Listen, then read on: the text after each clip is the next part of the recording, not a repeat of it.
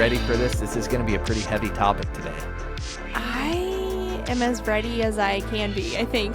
I don't know. I'm a little scared, but I am more scared than I have ever been. But again, thanks for tuning in to Niche Knowledge and Nonsense. I'm Ethan. This is my co-host, Bailey. Say hello. Hello. I'm Ethan. I'm Bailey. Okay, put a pin in that. And this podcast, it's like a PowerPoint party where each episode, one of us will research a bizarre or off-the-wall topic and then present it to the other. Sometimes it's going to be fun. Sometimes it's going to be scary, like today. But it's always going to be at least 50% nonsensical. Or 33%, like whatever, portion of that title. Yeah, we haven't done the makes math, up. but We haven't run the numbers, but I'll tell you what. I'm going to be running for the security of my organic cotton blanket because today we are going to be talking about the simulation. All right. So, Bailey, I got a couple of preliminary questions for you. Okay. Are you really here right now? It's not a trick question. Are you trying to send me down like an existential spiral? Absolutely. As of right now, yes. I am conscious. I am present in my meat suit, sitting here, and the talking with electricity you. is still in your brain. Absolutely. Yes, I still have electricity in my brain. I will never hold what you just said against you because as far as your experiences and your perception, of course you're here. You've never been taught or advised to say anything other than that. But I have another question for you. Okay. Are you really you? And I'm not talking about just embracing your authentic self because I do consider you an authentic person. Do you mean like a clone? Or maybe. Let's not jump too far ahead. But, it's pretty safe to assume based on our own experiences that, I can say, I am me. I'm Ethan. It's a pleasure to meet you. It's a pleasure to be tracking vocals. And you can probably say with, high confidence that you are Bailey. Correct? Mm-hmm. All right. Correct. But how do you know? Well, here in America, we have Social Security numbers, but sometimes people can steal those. Maybe DNA. That was such a pragmatic answer, right out of the gate. You're like, well, I'm sure as hell paying taxes, so I better be here. I'm paying my taxes. Yeah, no, I'd probably say my DNA, my makeup, fun stuff. Absolutely. And as humans, at least assuming everybody feels the same way I do, we have this ongoing internal dialogue that, contextualizes our experiences, helps us communicate, helps us to know who we are, who other people are, and we kind of, build society off of that, finding common values and agreements and everything like that in a very carefully balanced existence.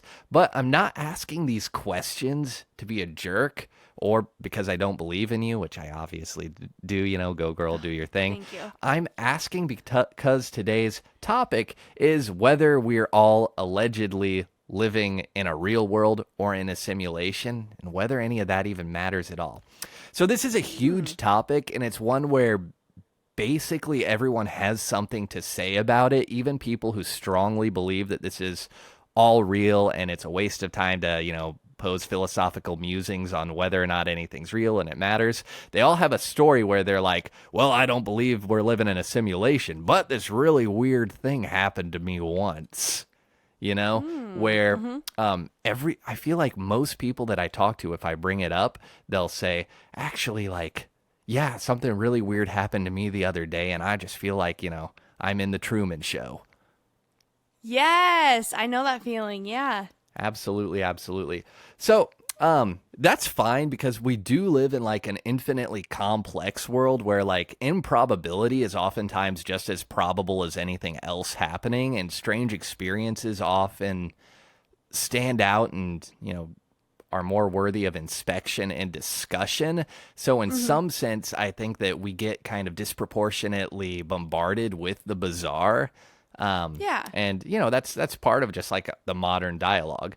So to preface this whole discussion, I'm not going to go into quantum physics. I'm not going to go into dark matter. I'm not going to go into neutrinos or anything that complex because We'll one, just do different episodes. yeah, I don't particularly like understand most of it, and I don't want to do a 5-part episode on the simulation and get a bunch of hate mail from people with doctorates who actually know what they're talking about. Hey, we're gonna get hate mail anyway. You just wait. Hey, for sure, for sure, for sure. We'll plug the email at the end of the episode. Yeah, But there we go. that being said, let's get into it. Bailey, you have seen the Truman Show, right? To start out right there. Oh yes. No, I love that movie. It's Jim Carrey, right? Yeah, absolutely. Yeah, Jim Carrey's in it. I actually hadn't watched that until like a couple years ago, and I immediately fell in love with it because it's such a good show. And is. I've even had like moments like that where I like feel like, am I unpunked? Like, are people watching me right now? No, very much the same. We actually watched the Truman Show in my film class, the first film class I ever took, because the professor said this is as far as like symbolism and direction and everything, while taking an overall lighthearted approach to a very serious applicable topic. Like Interesting. it makes it Yeah. enjoyable. On one hand, it's absurdism, like Oh yeah. the basic premise, but at the same time they weave together so much of that weird like coincidental applicable stuff that people can start looking over their shoulder. I won't, if it's the movie's 20 plus years old at this point. If you haven't Yeah. seen the Truman Show, then apologize for any spoilers, but it's about a man who has been living his whole life from birth on a giant television set, and he has no idea. It's hidden cameras, it's all actors, it's a fake town, and it's all designed for television. They're just like honing in on him and documenting his life for people's entertainment. Now, that's an example of a conspiratorial simulation where you're living in a physical reality, but your perception is governed by greater entities that want to shape how you behave and what you believe. Now, while that does happen at like even a governmental level, with civic pride and everything like that and shaping values of a nation, it's pretty unlikely that that's the case for us, at least not on a Truman Show type scale, mostly because it would be extremely expensive and it's really creepy if people are just watching you sleep for the doctor recommended 8 hours a night. I don't Yeah, really no. think, yeah. No, the thing that just came into my mind was the moon landing. And a lot of people think that that is fake, but a lot of other people think that it was real. And I feel like that's like the first thing that came to my mind was like, are they, Sure. no, absolutely. Are they simulating like external experiences to evoke Yeah. organic reactions within a population? I mean, Yeah. moon landing is, I'd say a legendary example, but I'm sure like there's smaller examples of that are measurable and happening like all the time. I mean, I think we find a lot of those things happening with maybe not as pronounced as the moon landing, but big data. I think everybody's familiar with like the anecdotes of how that can get away from you. I think one of the most famous like pop culture references, whether it's true or not, was the story about the girl who starts getting ads for like maternity clothes and pregnancy stuff before she even knows she's pregnant. Yes. And I don't know Yes. whether that's legitimate or just like, a copy paste kind of internet thing, but it shows like an interesting point how the observable entities can start really dialing in on what you're going to be interested in and how you're going to react and how they're going to monetize it early on. And is it possible that if companies are doing that on Facebook ads, maybe the government's also, splicing in a little moon landing, landing on the big cheese in the sky? I think it could happen. It's so crazy. And I don't think like our brains process how many things we see during the day or like how much of that information we actually retain. Sure. It might be subconscious because, we do see it, but even like algorithms now are crazy accurate. And like you and I have talked about this before, where it's like you're having a conversation with someone in a room about cat litter, and then 2 days later, what are you getting ads about on your phone? Cat litter. You know what I Absolutely. mean? And since we're Like, talking about this out loud, if I were to say something like, I've been using like Tidy Cat's cat litter and since I adopted a second cat, I really think I need more odor controlling technology. And I'll probably get an ad. And that could just be oh yeah. Jeff Bezos listening in on my phone. I don't know. Mm-hmm. Um, but it's that really speaks towards like our carefully calibrated existence and how everything really is dialed in. But I want to go Wow. a step deeper than Truman Show. So Bailey, have you seen Inception? Oh yes, I freaking love that movie. No, it's It's it's so good. terrific, a terrific film, and that's a different kind of simulation, one where Mm-hmm. your behaviors and actions are monitored and manipulated inside yourself. It's Mm-hmm. probably not actually like happening either because outside of espionage, there isn't really a use case. It's more of like a transient simulation, but Yeah. that's another thing that I think, even TV shows, I don't remember if it's Futurama, whatever it is, they'll have bits about how in the future you'll get advertising in your dreams. You'll close your eyes and you'll see an ad for Casper mattresses or 2.99 Big Macs, whatever it is. Oh my And gosh. I mean, not to jump too far ahead, but in a future where microchip implants in the brain is already happening with our primate brethren, Mm-hmm. that might not be too far off. But even Inception isn't as far as we want to go. So you can't have this kind of simulation discussion without mentioning one movie in particular that changed the game for the zeitgeist of I already simulation know. theories. Do you have a I guess? already know. The It Matrix. is The Matrix. So The Matrix is Ding ding probably ding ding ding.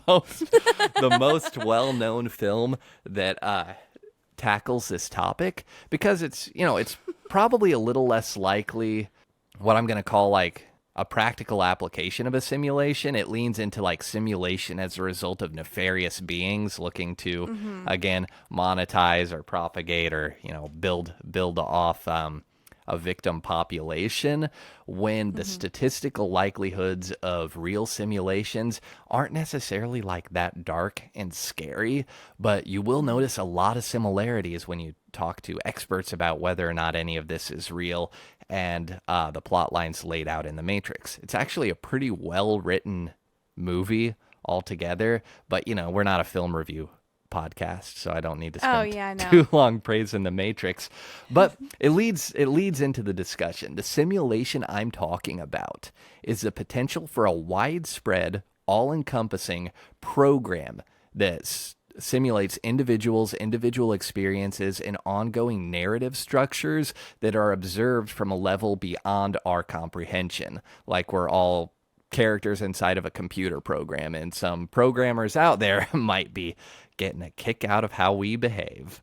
So, So like The Sims. yeah, very much Yeah. like The Sims, very much like The Sims, actually. And you know what? The Sims gets better all the time. It gives you an opportunity to play God. So it's kind of interesting if we're just somebody's Sims, do they get a kick out of the fact that we've got a watered down version of the game that they're playing? Right. It could be, it could Yeah. be. So, one thing we got to tackle early on is whether or not a simulation is possible. It's one of those irritating things. You can't really disprove it. You can't really prove it. And Mm-hmm. when you're in that kind of, simulational agnostic space, a lot of people are just going to throw out the discussion because they say it doesn't bear any weight to me. It doesn't matter one way or the other. But Right. that pessimism aside, we need to establish this because determining whether or not a simulation is possible carries a lot of weight when evaluating whether or not we are, in fact, living in a simulation. And as a little spoiler, we aren't that far away from actually crafting digital experiences where compartmentalized personas exist completely inside a computer and, learn from each other, react with each other, kind of like in a AFK capacity. But Would we'll that just be kind of like Avatar? yeah, similar. Okay. But the first step in exploring this is discussing some emerging technologies that have recently brought the whole simulation back to the forefront of the zeitgeist. So, this is a hot topic lately, mostly because of some really weird things that are happening with tech right now.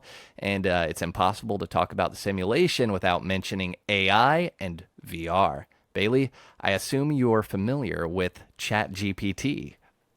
I am. Have you tried it? Yes. Um, I have once before. I think I'm trying to think there's like a spell check thing that I use like when I write.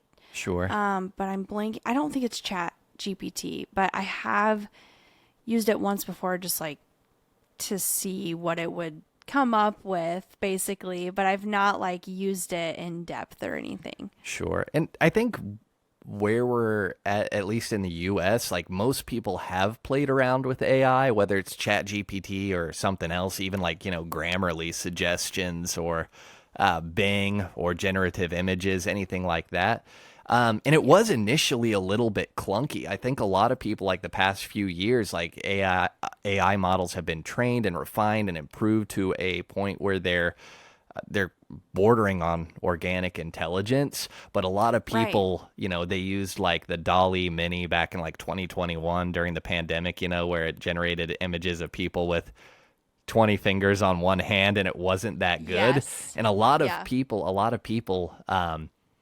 saw how that was and they discarded it. They said, this is Mm-hmm. useless. It's kind of neat, but that's it. That was very much in its infancy. ChatGPT has been through at least four major like overhaul updates since then. It's not even Oh like wow. it's not even the same game. So at this point, I think again, like most people have had some experience, but have you ever heard of the AI Claude 3? It's pretty new. I have not. Yeah, so this No. is another AI developed by an organization called Anthropic. Hopefully, I'm saying that right. Okay. That might have just changed the game by being the first AI to score an IQ of around 101 when placed in similar IQ tests as humans, which is, that's just slightly That's more pretty intelligent than, basic, yeah, right? Like the average person's going to be around 100. 100, right? Yeah. What's the highest? Is it 120? Highest is Or well up in the 200s actually. I think wow. Hawking was 280. Don't quote me on that, but well, approaching the 300 mark. What? But that being said, most people are around 100, so that means that this AI is scoring about as well on a written test, written response contextualizing data, as a human. And human capabilities go a lot further than answering questions, of course. Like, we also have to, we have spatial reasoning, we have the ability to read facial expressions and emotions. Mm-hmm. But Snapchat can read facial expressions too. TikTok can read micro expressions to tell how much you like or dislike a video to influence the algorithm. And we also have to remember that tech is growing in non communication areas as well. For example, drones and Teslas and some other like smart cars now have features where they have like obstacle avoidance. It means they can take in and analyze spatial data to accomplish tasks like swerving away from a deer that runs into the road or, stopping if Yeah. conditions aren't safe. They can recognize a stop sign. They know, that red octagon means that we slow to a stop at the white line. So, I I do have a question. sure. So I knew about like Tesla, like that stuff, but I didn't know that like TikTok was watching.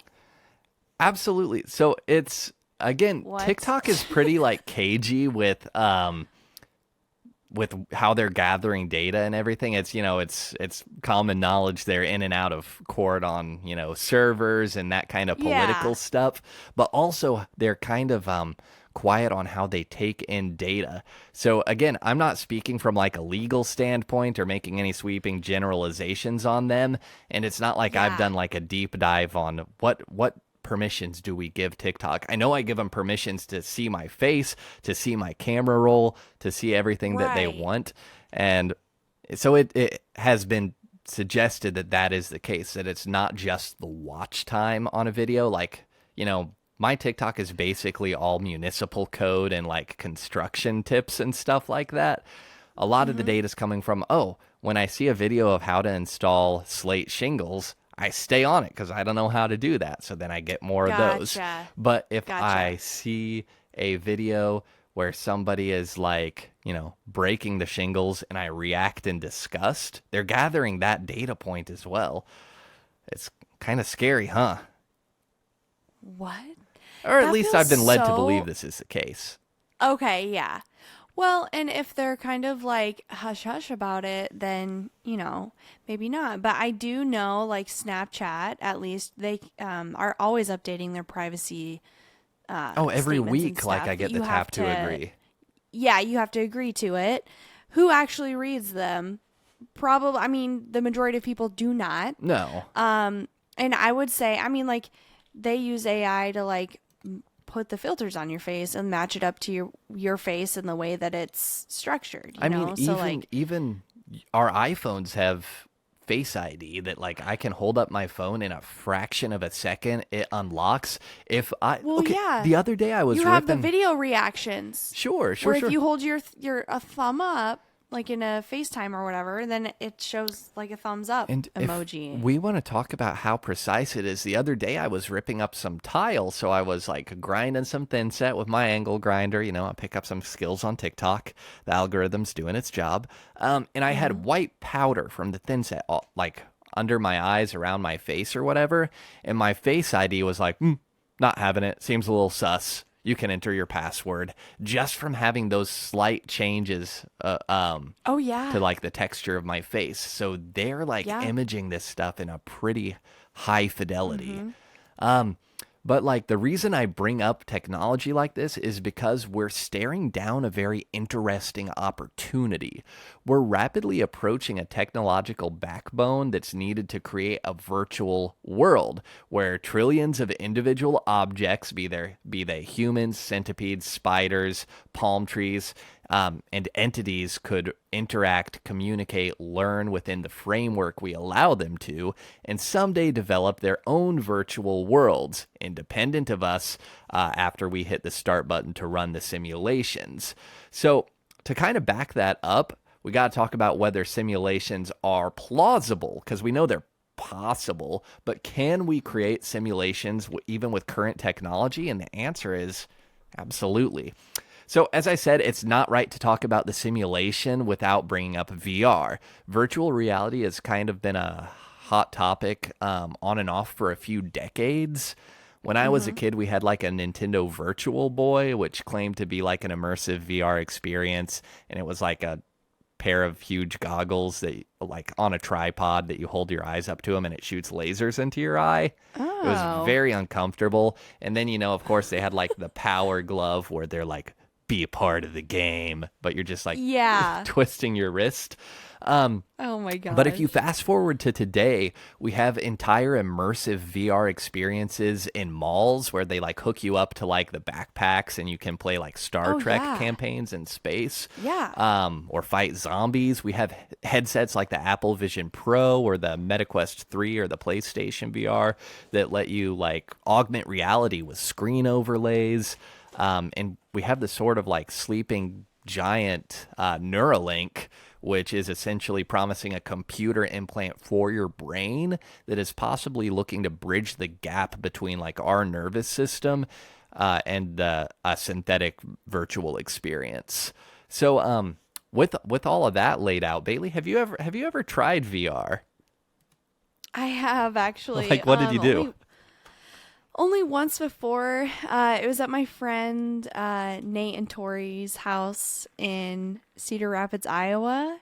And there's some good coworkers of mine, but they had just gotten a VR headset and they had like this it's like a roller coaster game, but it's like creepy The, and the scary. first person one? I feel like I've played this exact It roller was first coaster person. game. You're Yeah. like sitting in a roller coaster cart, but it's like you're like under the ground. You're in tunnels somewhere, like a cave or a mine or something. And then there would be like these freaking gross ass clowns that just jump out. And then there are like pig carcasses everywhere. And you're like, why are these down here? Who made this? And then like, I I don't know. And like, so I did it and I got like 5 minutes in and I'm like, ah, like screaming because like the jump scares. It's so heavy on the jump scares. Oh, And for sure, you for try to sure. look away and you can't because it's on your head. You know what I mean? Like, yeah. Exactly. And that's still like again a pretty rudimentary technology without like a ton of like, first party developers behind that content. So like Yeah. and anyone who's like passionate about tech will tell you that like VR very much is still in its infancy. Yeah. We're now staring down a possible future where technology is able to integrate with our brains, alter our perception, and allow us to have like truly immersive virtual experiences.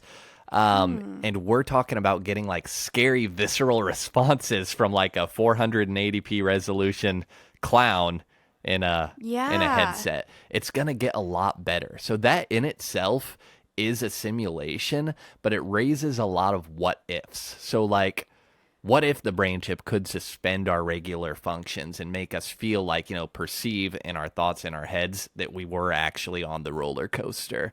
I mean, similar to a dream, your eye is closed, but you can perceive in perfect fidelity that you're at Walmart shopping for eggs and they're all cracked, and you peel back the eggshell and there's a baby inside of it, and it's you, and it looks up and it says mama, and you're like, I'm not your mama. And that's all happening in your brain. That's just impulses. It's Yeah. just electricity.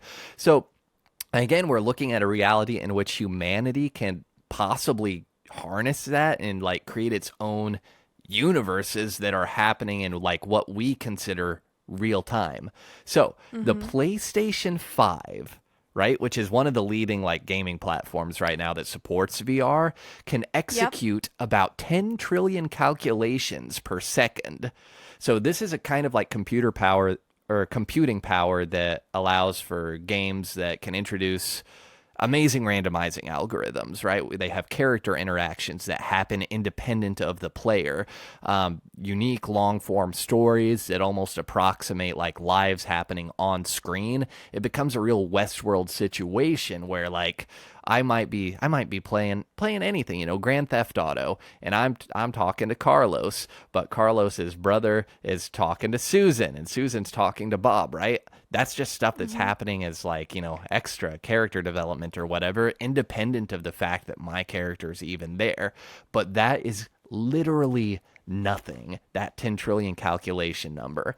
So, Wow. Frontier is a supercomputer housed in the Oak Ridge National Laboratory in Tennessee, and it's able to carry out over 1.1 quintillion calculations per second. All right. So, according to a Bloomberg article, uh, like, do you know how big a quintillion is? It's a million trillions. We are already touching the very edges of immersive VR with the PlayStation 5. It can render a zombie that scares my pants off.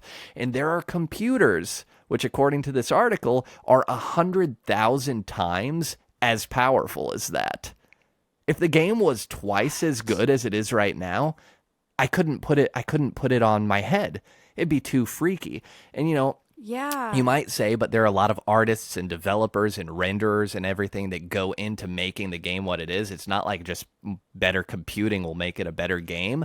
But have you seen like some of like the generative video changes and innovations that have happened in the last year? A year ago, VR video looked Yeah. creepy. It didn't even look uncanny. It looked unconsumable. Now you can turn a Yeah. text prompt into like a Pixar quality animated short. Like they've only been Wow. working on this stuff for a decade, and it's already made leaps like that. And we know that the technology is future proofed. So once we can employ AI structures to start building that stuff out to save human input hours, like we reach a point where this can get way ahead of us. So like we're not talking about like the VR experiences and everything being 10 times as complex, 100 times complex. We're talking 100,000 times as complex. That could be a possibility. And that's if the actual computing technology doesn't even get better, and it's still improving. I mean, Frontier is only expected to Wow. be the world's strongest supercomputer for another few years. They're currently building some that are projected to be stronger. Oh my So if gosh. you think about it, like, imagine a computer that can run an open world game like Elden Ring or Skyrim or Grand Theft Auto, where like the complexity of the characters and interactions are multiplied by 100,000. What if instead of like a script, it gave them the ability to contextualize and learn, to be born, like the side non playable characters could be born, could grow up over the years, learn that they don't like asparagus because no one else in their preschool likes asparagus. Instead of a Yeah. script, we give them decades to grow and absorb information from their surroundings. And what if we get to the point where they could build themselves tiny little self-sustaining universes that existed solely inside of that computer system? So like it seems like a wild undertaking right now, but we're still at the beginning. We're at the Yeah. infancy of all of this. Like, you know, um this is all That's changing on a year to wild. year basis, a decade to decade basis. What's it going to be like in 100 years? Um, you might be thinking that like this sounds like too much work, like it sounds like a lot of moving pieces, but we can actually again train the AI to do some of this work. And once we have these like exaflop quality computers, supercomputers training on these language models and stuff, this could Hmm. become faster and faster and faster, and it could change faster than we're prepared for. So I know that sounds like insane. You know, like we're going from like the Dolly Mini generating people with 16 figures and hair the size of a house to now we can text, I want a video of a running baby elephant, make it in the style of Toy Story, and it just turns it out for us. But Hmm. also like in the last 40 years we went from Tetris to superimposed zombies. Like stuff Yes. moving fast like isn't exactly new. It's just moving faster and faster. So all of this is to Yeah. say that it's 100% possible that we can make our own simulated realities someday. And if it's possible, then doesn't it stand to reason that it's also possible that we are living in one of these false realities? So like absorbing information from our surroundings and coming to our own conclusions within the observable framework of our existence. That's what we're talking about programming games and computers and everything to do. So, in simple terms, if we can run a simulation where a fake society learns how to create computers strong enough to create their own sort of transhumanist simulation, which in turn creates another sub simulation within itself. Now it's like infinite simulation. If a simulation is possible and that simulation can advance enough to begin running its own simulations, then this can happen an infinite number of times, right? So like what are the odds that we're lucky enough to be on the highest rung, that we're the only existence that wouldn't be running within a simulation, that we wouldn't even know? If it's possible that simulations can exist, then it's possible that we're just a middle chain simulation making sub simulations within itself. Oh my God. Okay, it gets worse. It gets worse. That's like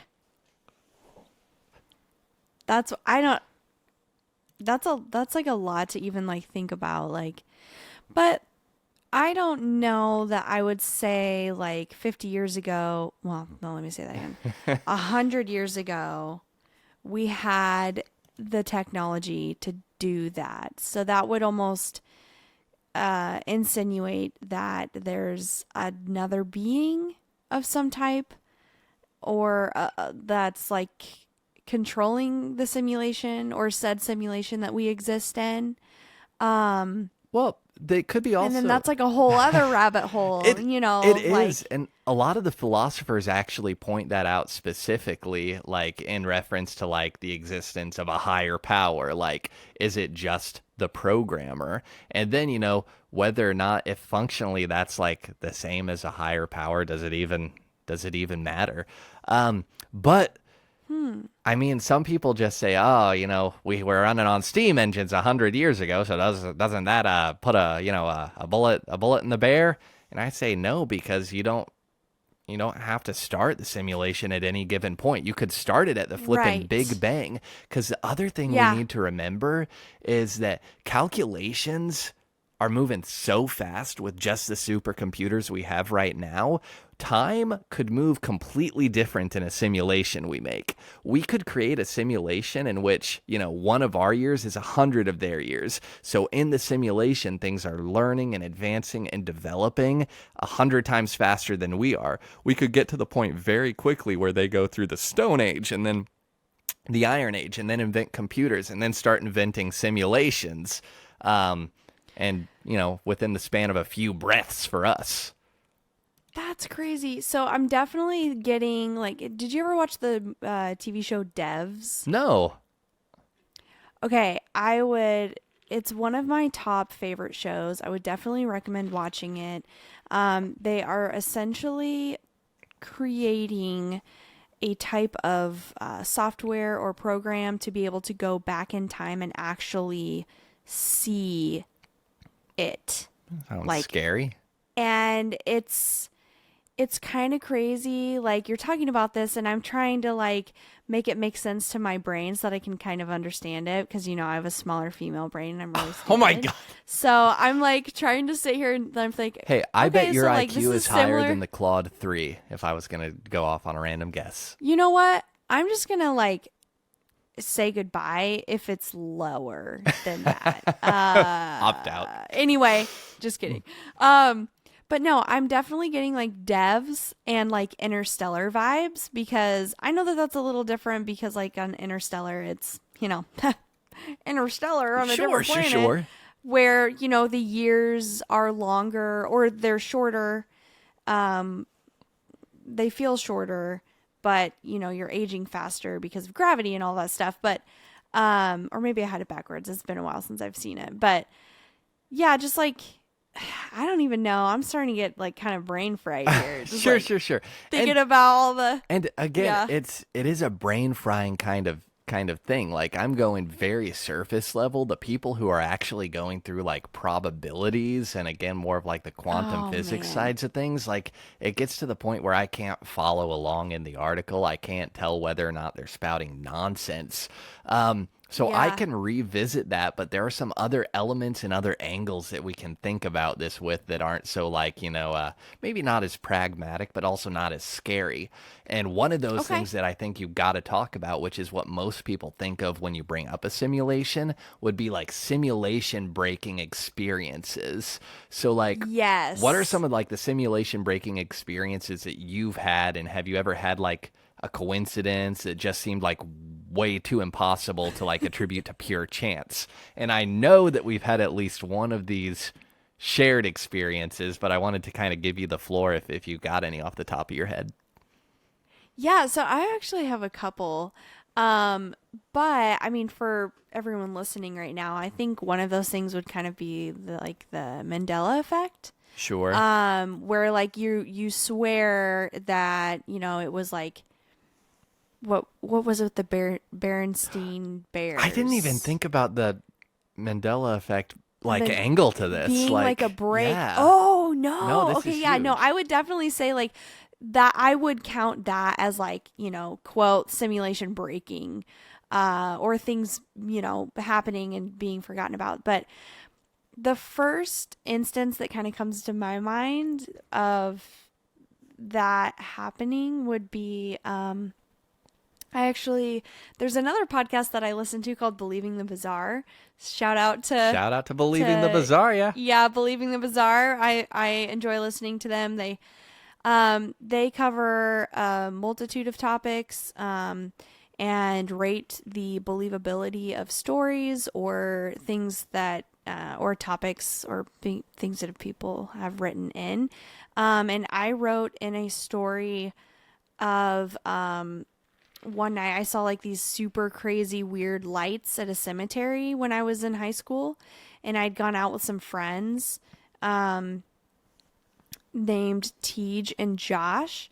And so I wrote in this story and they ended up covering it on their podcast. So it was like cool to like listen to it. And also, Ethan and I are from a really small town in southern Illinois called Hillsboro. And so, of course, all of our friends from Hillsboro found, some of them found out because I had posted on Instagram about it and Facebook, and they were like, no way, like they covered this episode, and like we know Bailey, and like they talk about Hillsboro and like all these things. And so like people are talking about this episode, and I had tried to get a hold of Josh and Tej to message them and be like, hey, do you guys remember this thing happening? Because it has stuck with me, and like it's just so weird. Like I can't shake it. Like I never will unless I get like Alzheimer's or something. But Josh never remembered, and I couldn't get a hold of Tej. Like he just kind of like ghosted social media. Yeah, he was gone for a and decade, like just yeah, like vanished. I found him on Indeed, but I kind of felt like, I don't know, maybe that'd be weird to message you on Indeed because it's not, like it's like Sure. for jobs, not like, hey, how's it going? You want to go for drinks later? Wanna But go like on a ghost hunt. yeah, right. So whatever. So another friend of mine was like, hey, guess who came into Hillsboro the other day? She's like, you'll never guess. And she's like, it was Tej. And I'm like, no way. I've been trying to like get a hold of him now for a couple weeks. And he's like nowhere on social media. And she's like, yeah, I told him that like you mentioned him in a podcast episode, blah, blah, blah. And I told him to message you about it and whatever. And then he did end up messaging me about it, and we had a conversation. Turns out he doesn't freaking remember anything. So I'm like, great. I know I'm not making this up. But also, like, it was like the simulation had forgotten about him, and he wasn't there anymore until all of a sudden I like brought him up. No, it was just a weird it was one of the thing. weirdest moments like I ever even overheard, because this was a guy who was pretty prominent, like in our circles at least. Like everyone Yeah. knew him. Yeah. Then he dipped out literally for a decade, like not even an artistic embellishment, probably over a decade. Oh yeah, which and, for context, came, he was working in like politics. Sure. So And I he guess moved, it kind of allegedly makes sense. moved to a different state and was keeping like a low profile. But then the same week, he's mentioned on a podcast, he decides he's moving back. Like it just seemed Yeah, he's so moving weird. back to like our hometown.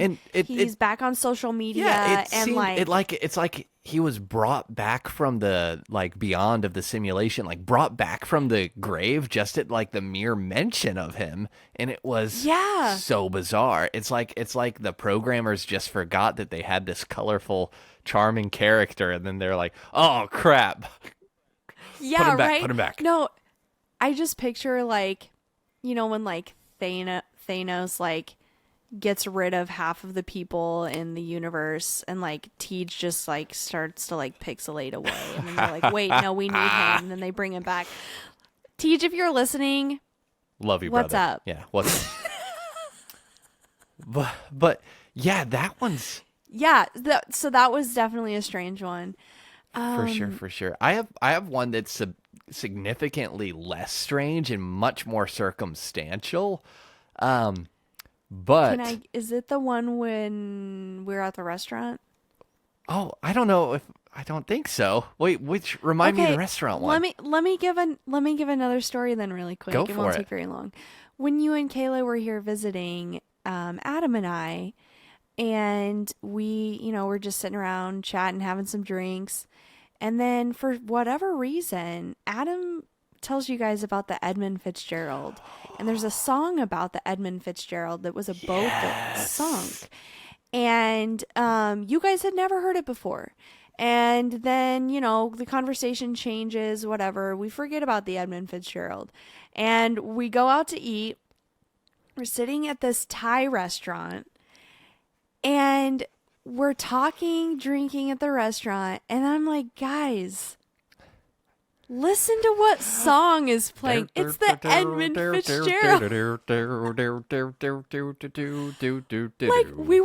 We all kind of just stopped for a second. I feel like and we were like, I was so creeped out when what this was happening that are the and then I odds? immediately forgot about it. Yeah, And it's no, we not a forgot new about it. song. It's not contemporary, nor do I know if it was particularly popular, nor do I know if it was appropriate for a Thai restaurant. But No, we get the story. I honestly, Man, and you promised like he didn't hop in the back and like put that on the Spotify queue or no, anything. I swear. No, I swear to God, Oh my no. gosh, that one was that's just nuts. Okay. Right. So this one is probably going to sound super stupid, right? Okay, but I'm here for it. So, I had never heard the name, apparently just missed it my whole life, Deirdre, and I was watching a movie, Everything Everywhere All at Once, and there was a character. I haven't seen that. Great film, great film. Very strange, very good. There was a character named Deirdre, and I'm like, oh, that's a weird fake sounding name. I wonder if that's part of the movie. And then like later that night, there was like I was watching like a news clip or something, and one of the anchors had that same name. I think that's what it was, a news clip. And I thought that's really weird. I've never heard this name. Now it's twice in the same day. The same A few day, days yeah. after that, I get an email from a colleague that was connecting with me over a new project named frickin' Deirdre, of course. And I'm like, this is 3 times in 1 week that I've never frickin' heard this name. I hop on Google just to be like, what's happening right now? And it turns out there's a frickin' 100,000 of them. So shout out to all of the Deirdres out there. I apologize for missing you. I see you now. We're in this together. We're in the same simulation. But it seemed to me like somebody like paid to sponsor a new name, and then they just started dropping it in everywhere. And it was, it's like sometimes you're blind to the things you don't see.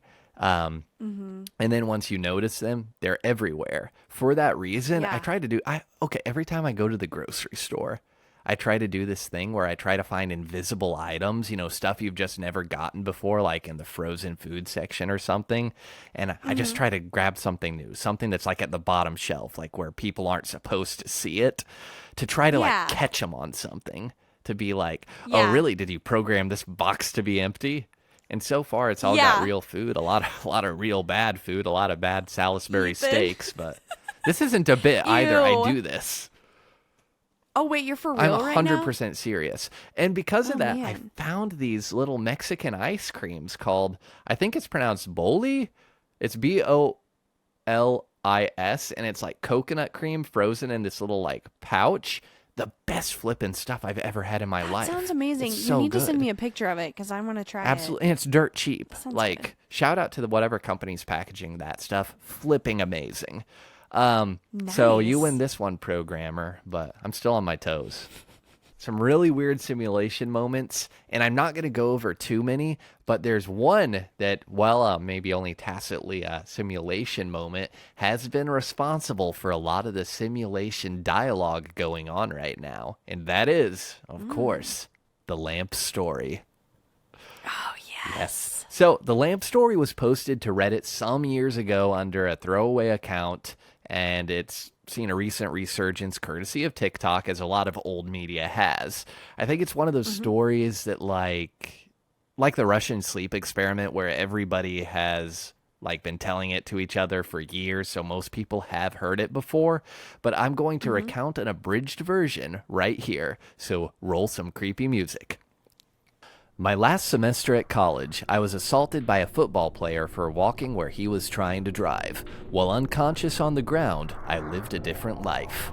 I met a wonderful young lady. She made my heart skip and my face red. I pursued her for months and dispatched a few jerk boyfriends before I finally won her over. After 2 years, we got married, and almost immediately she bore me a daughter. I had a great job, and my wife didn't have to work outside of the house. When my daughter was 2, my wife and I had a son. My son was the joy of my life, and I doted on him and my daughter. One day, while sitting on the couch, I noticed that the perspective of the red living room lamp was odd, like it was inverted. It was still in 3D, but just wrong. I was transfixed. I couldn't look away from it. I stayed up all night staring at it. The next morning, I didn't go to work. Something was just not right about the lamp. I stopped eating. I left the couch only to use the bathroom at first, and soon I stopped that too, as I wasn't eating or drinking. I stared at the lamp for 3 days before my wife got really worried. She had someone come to try to talk to me. By this time, my cognizance was breaking up and my wife was freaking out. She took the kids to her mother's house just before I had my epiphany.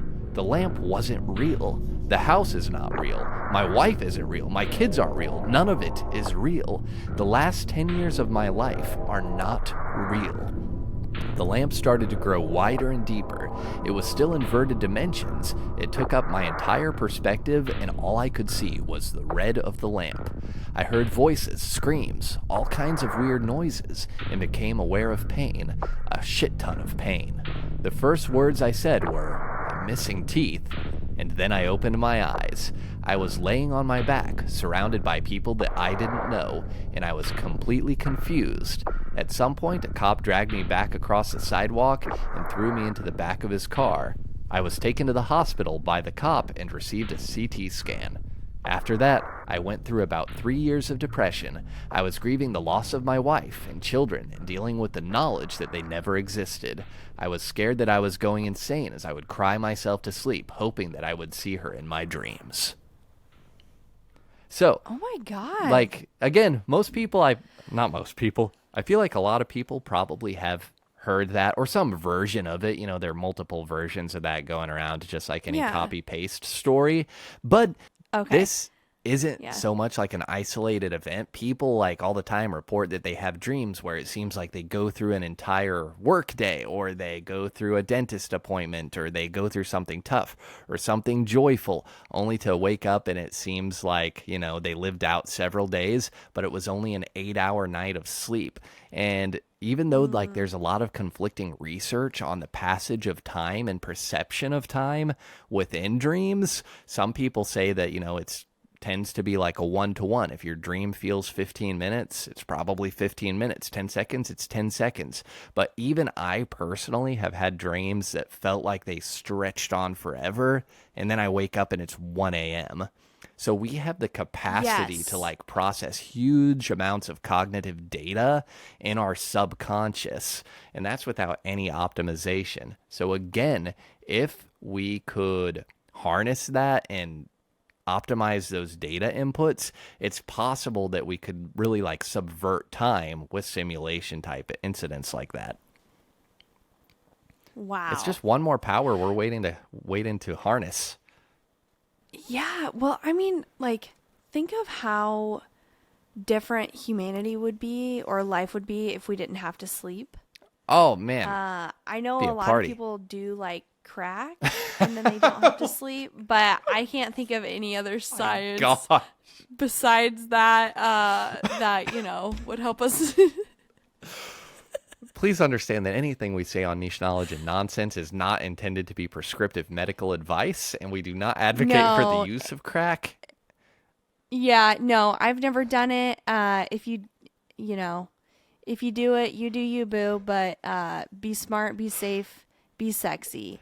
Did you just film a crack commercial? I don't know. Oh my gosh. Okay. Hey, did you know that anybody can buy a mic off of Amazon and start a podcast Yeah, they're giving them out for free. Just good luck finding a name. But for free, just like crack and Hey! all right. So all of this doesn't just exist in computers and AI and Reddit. So what if I told you that the concept of living in a simulation isn't new? And not only have people been talking about it for decades, they've been talking about it for hundreds of years, thousands of years, and essentially forever. So Bailey, What? are you familiar with the brain in a vat thought exercise? Brain in a And sometimes it's vat? called brain in a jar, or like the parable of the mad scientist. I've never heard of this actually. Okay. So this is very like philosophy 101, but Also, I just saw an orb in your camera or in real life? on you in your camera Uh-oh. behind you. Oh my gosh. Yeah. Simulation's glitching out. They're like, he knows. Yeah, Pull the right. plug. Yeah.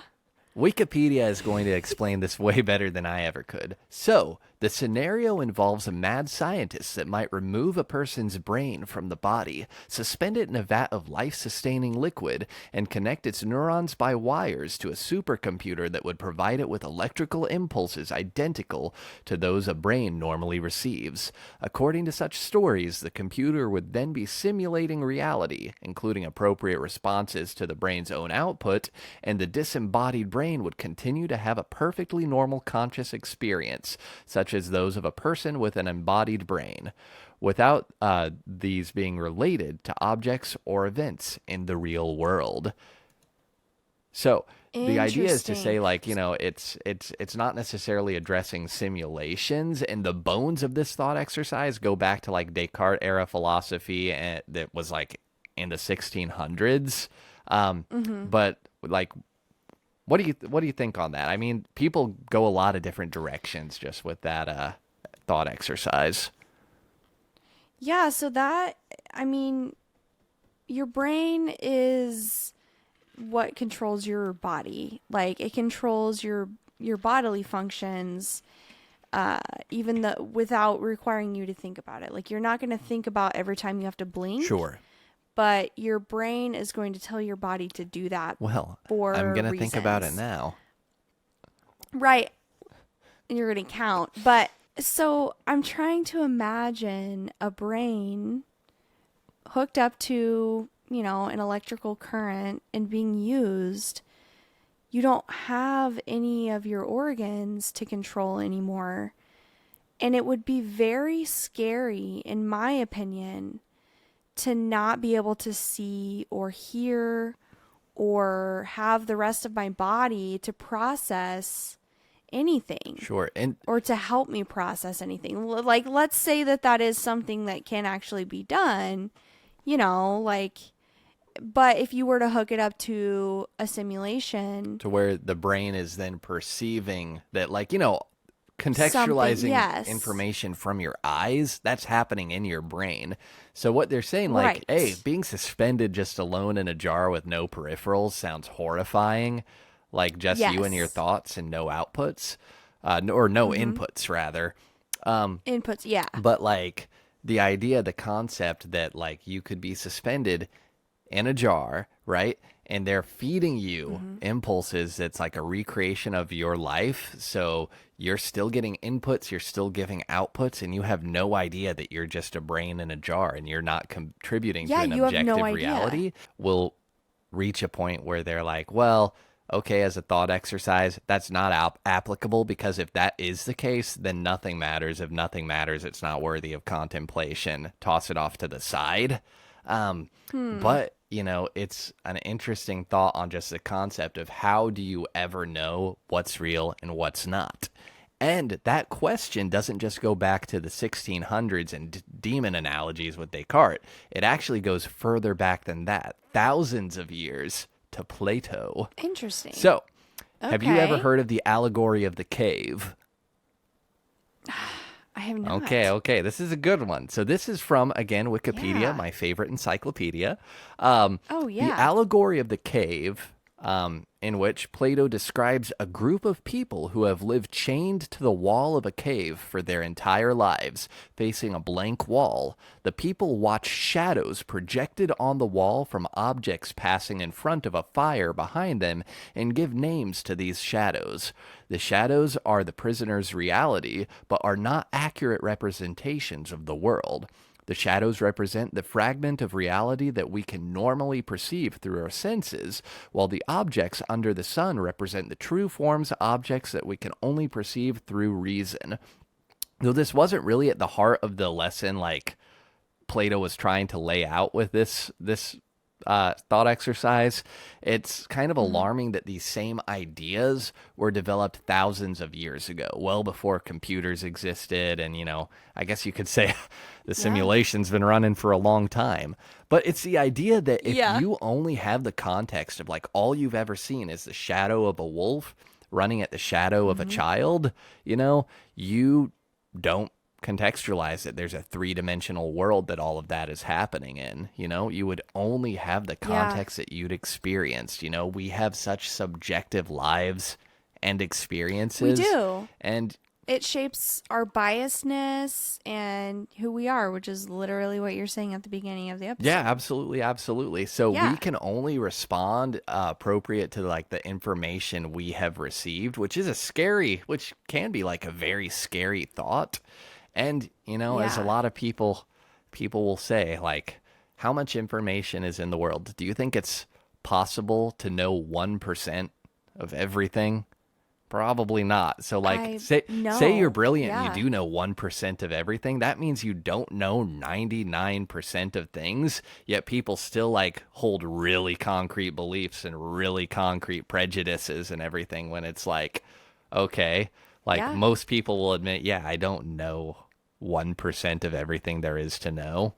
So like Mhm. it is kind of humbling. So wrapping up over here, I had one more kind of little peripheral thought exercise for you right here. And this Okay. is original, meaning I didn't Google it, so I probably stole it subconsciously thanks to the simulation. Yeah, there you go. So, We've never had an original thought. absolutely, absolutely. But the idea that we could insert artificial experiences and realities and everything into our own perceptions is literally on Mhm. the horizon. Like, once we can harness our impulses and we don't need the Apple Vision Pro to be like seeing the overlays and stuff like that and playing those the adventure games, the Baldur's Gate 3s and everything, and that can all happen in our head. Yeah. And assuming that we can tap into the efficiency of info processing that our dreams have, where you can live out a whole 3 or 4 days inside of, a 1 hour dream, we could Yeah. approach a reality.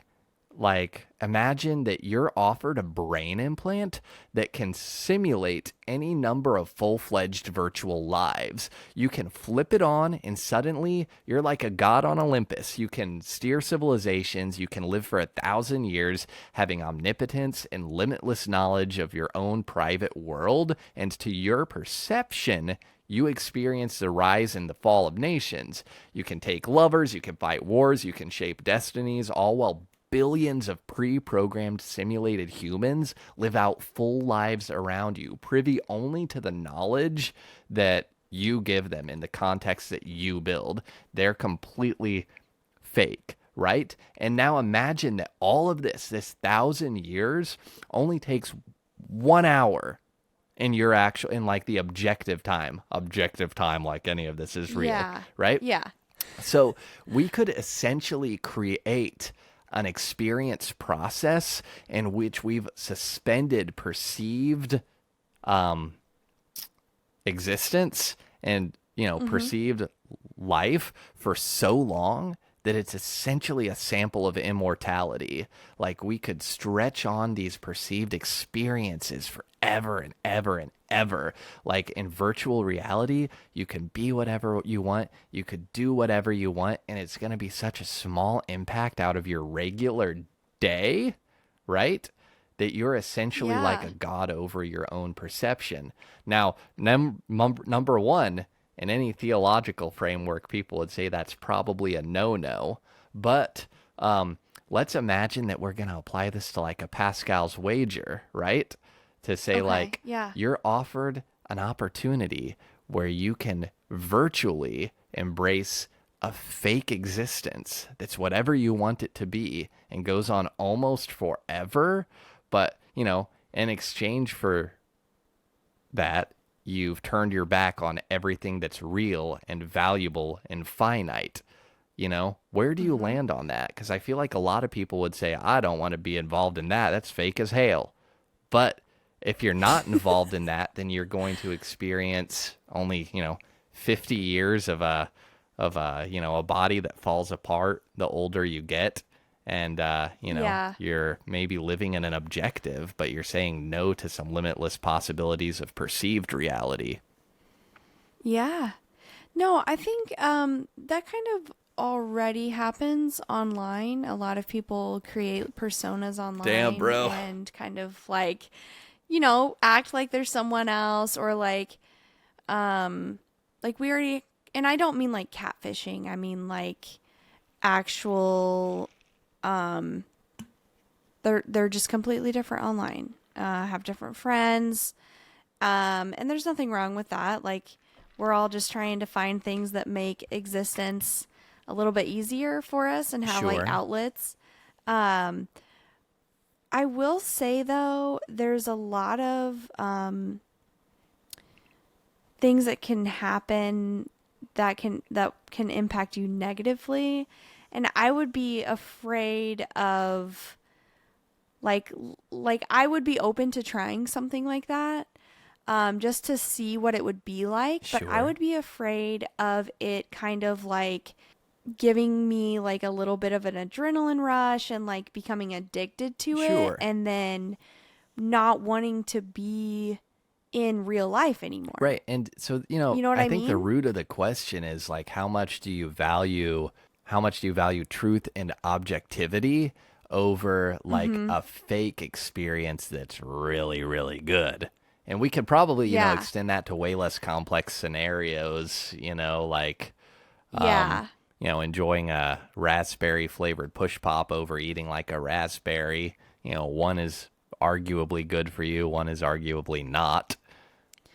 I do have when you're trying to learn something new, I'm a very hands-on learner and don't do the best when I'm like reading about something.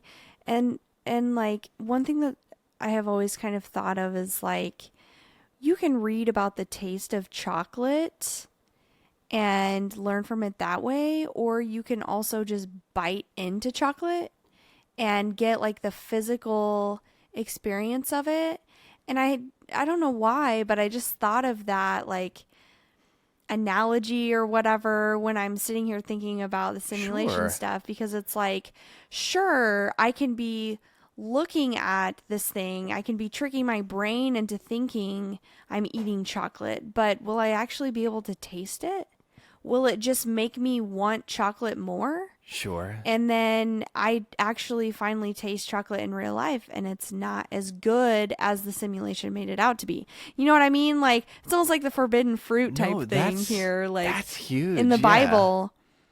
But I also think, um, yeah, I lost my train of No, thought. that's I don't huge, know. and I'm I like, I really resonate like with what you're saying right there, and I think you can expand it into a couple different directions. Like number one, like I think it'd really be fun to be in an immersive VR experience where like I'm the dude, I'm Keanu Reeves and John Wick, like I'm yeah. untouchable, but at the same time, I do not to sound like a sellout, have a drive to try to make the world a better place for like the people I know, to be there for my friends, to like contribute to Right. meaningful work and, advancing Yeah. wellness and the well being of the people in my circles in my community.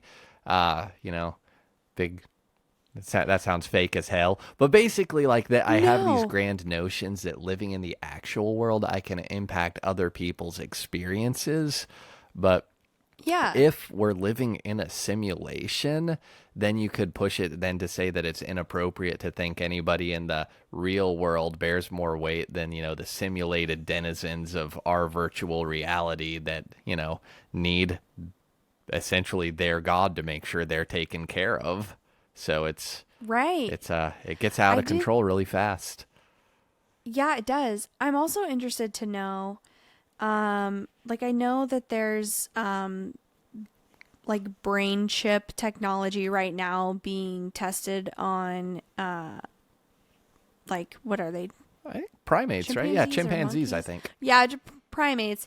Um, and I'm curious to know if that technology can like target the part of your brain to make it feel like you're being touched, That'll be huge because to that's like make Ready it feel Player One. real. Like, well, more advanced than Ready Player One. Right. Like, that's like the Right. final And I step. don't, and I'm not thinking like, hitting up the holodeck on Star Trek to go like hang out with a space babe for a couple hours. Oh my You know what I mean? gosh. But I'm thinking like just like how immersive would this experience be? Like, how deep is it? For sure. Because if it's just like VR, like that's, it makes it feel real because it's covering all of your eyes. And when you move, it moves. But no, you're 100%. But you're not feeling like you're being touched when something jumps out at you. You know what I mean? For sure. And like you're touching on like the next big step that would have to happen for any of this to carry any weight or water at all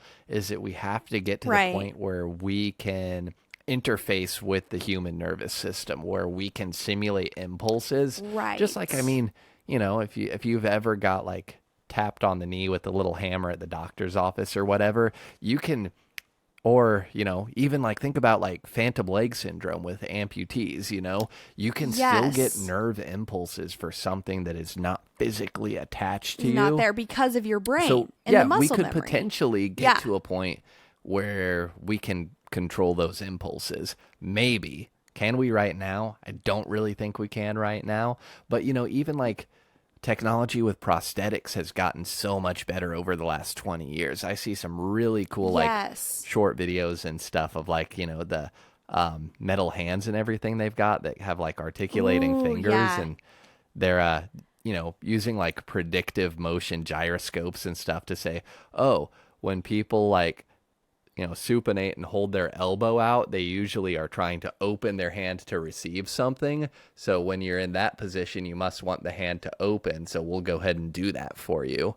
So like that kind of stuff in the behavioral, like predictive AI, it's being applied in those areas and it's going to be really freaking cool. I mean, no, that's I think really in the cool. early discussions with Neuralink and the brain chip specifically, they talked about, creating impulse reading chips that could then be connected to exosuits and give mobility back to like people with cerebral palsy who can't really move on their own, but they can still think about moving. The connection just doesn't work. That's theoretical, but it is within the realm of possibility. Again, this is new stuff. Where's it going to be in 10 years? Where's it going to be in 100 years? We're moving pretty quick. Yeah. And I know that we kind of got on a tangent there, like from simulation stuff, but like I'm really interested in like when it comes to trying to like add something to the human body, specifically the brain. First of all, how well is your body going to take it? Is it going to reject it? Sure. But also, is it even something that will ever work? And the other thing is like the brain, it tends to be pretty lazy. It tries to find shortcuts on things that it doesn't have to do. Like, I mean, even, myself, I don't like to think about hard or complicated things. I'd rather not. I'd rather find a shortcut where I don't have to expend as much energy. And if you start having a chip, would you start having regressive brain development because it, gets artificial shortcuts? And would that spell, a less expansive human experience? You don't know. Interesting. Yeah. But also the brain is like very soft. Like I feel Speak for yourself, chick. My brain hard as no, hell. Okay, yeah. Because of your skull, which is really thick, by the way. Just kidding. Because like it's like a jelly type substance, right? So like yeah, that's why Shrek likes. Oh my! Don't go there! Don't go there! Right? As an ogre, I don't know.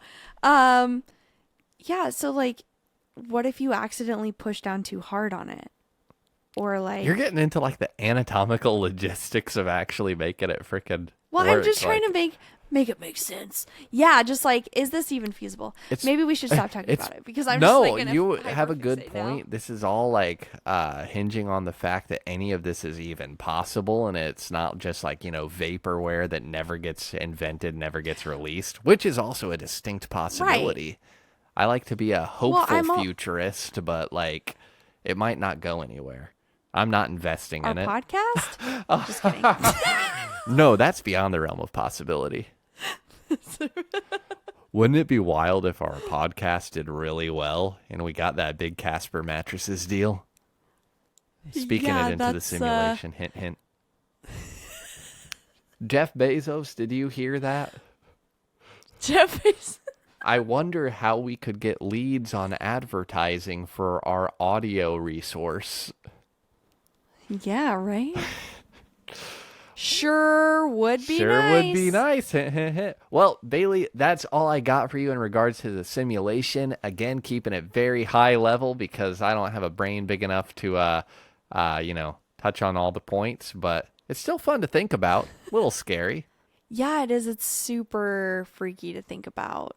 But I hope you're real. I hope I'm real. Do you real as You hell? know. Sorry for Thanks. cussing. Thanks, You're homie. welcome. Oh yeah. Man, one more Make thing. sure- I got a surprise for you. Today, on this very episode, we have a subject matter expert on the simulation. It's I'd like to true. introduce you to one of my very best friends, Chat GPT. All right, can you see? Yeah, I can see it. All right. Here we are using the free ChatGPT 3.5. I didn't pay for GPT 4, so I apologize. But this one's still pretty good. So let's find Yeah. out. Are we in a simulation? The question of whether we exist within a simulation is a philosophical and scientific puzzle that has garnered significant attention and debate. The concept was popularized by philosopher Nick Bostrom in his paper, Are You Living in a Computer Simulation?, where he proposed the simulation hypothesis. In essence, the simulation hypothesis posits that if a technologically advanced civilization were capable of creating simulations with conscious beings, it is plausible that such simulations could vastly outnumber actual physical realities. Therefore, statistically speaking, it might be more likely for any given conscious being to exist within a simulation rather than in the physical reality. However, whether or not we are actually in a simulation remains purely speculative. There is currently no empirical evidence to prove or disprove the simulation hypothesis, and the nature of reality is still a fundamental mystery that science and philosophy continue to explore. What the frickin' heck? That's what we just took an hour and a What? half to discuss. I didn't read this Well, frickin' paper. What the I just heck? accidentally plagiarized but- the heck out of this poor Nick guy. Oh no. I mean, how are Oh my gosh. I wouldn't Okay. I wouldn't say that. What do you think?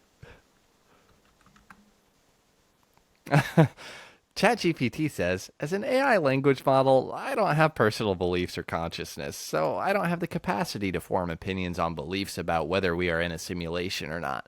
My purpose is to provide information and assist with inquiries based on the data and knowledge I have been trained on. The question of whether reality is a simulation or not remains an open philosophical and scientific debate, and different people hold varying perspectives on the matter. Wow. All right, well that seems like a great way to cop out of answering anything. I think so too. I'm going to say, can you please deny that we are living in a simulation to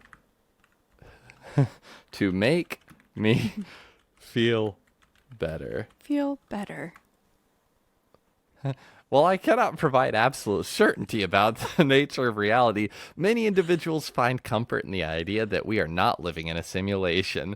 There is a vast array of philosophical and scientific arguments against the simulation hypothesis, and many people find solace in those viewpoints. Ultimately, the question of whether we exist within a simulation or not is open to interpretation, and it's valid to find reassurance in whichever perspective brings you the most peace of mind. Wow. Wow. This is like real-time marketing. Okay. That's a very diplomatic answer as well. Just like Would you like to be on our podcast? As an AI language model, I don't have personal desires or preferences, so I don't have the capacity to participate in podcasts or any other activities. However, I can certainly provide assistance in generating content or answering questions related to your podcast topics, if that would be helpful.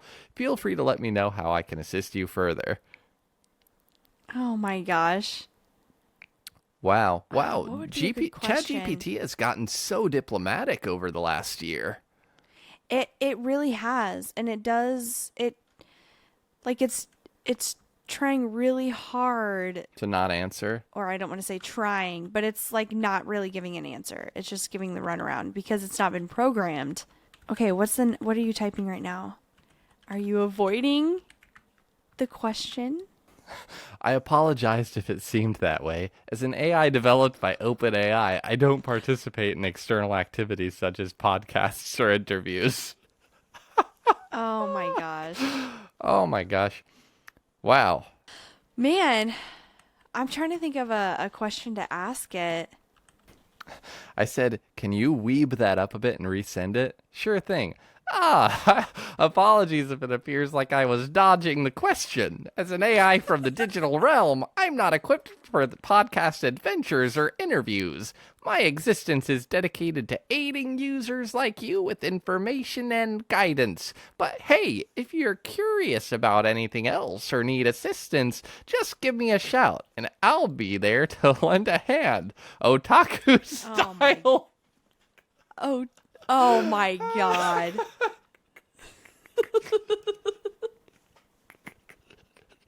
All it said was otaku style at the end. And put it in quotes. Oh my god, that's hilarious. Do you have anything for ChatGPT? I'm drawing a blank right now. I'll probably think of it at like 3 a.m. Oh, probably. Well, guys, thanks for tuning in to another episode of Niche Knowledge and Nonsense. Again, my name's Bailey, my co-host Ethan. Excited to be here for you guys to check it out, and can't wait to put out the next episode for you guys to listen to.